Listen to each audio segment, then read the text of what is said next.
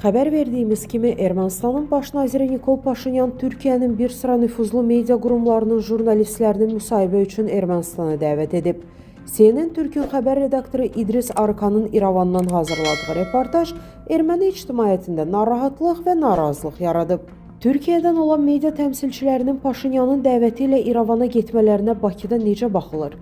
Azərbaycanda İdris Arıkanın sözü gedən reportajına münasibət necədir?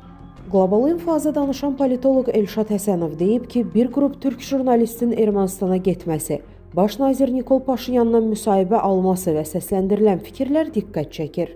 Stat: Nikol Paşinyanın çıxışında öz qonşuları ilə münasibətlərin normallaşdırılması ilə bağlı işlər aparıldığı istiqamətində fikirlər səsləndirdiyi vurğulanır.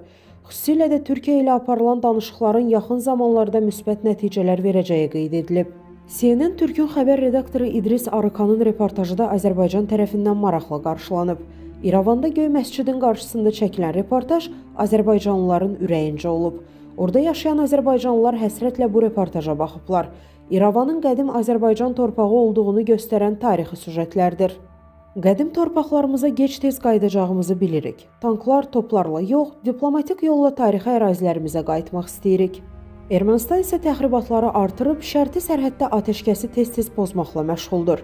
Ermənilər yenidən geniş miqyaslı təxribatlara cəhd etsələr, Azərbaycan ordusu öz rəşadətini göstərməli olacaq. Ermənistan isə özünün əvvəlki 9000 kvadrat kilometr ərazisi ilə kifayətlənməli olacaq. Rəsmi İrəvan bu təxribatlardan tezliklə əl çəkməlidir. Statın sonu. Əziz izləyicilər, xəbərlərdən məlumat almaq üçün kanalımıza abunə ola bilərsiniz.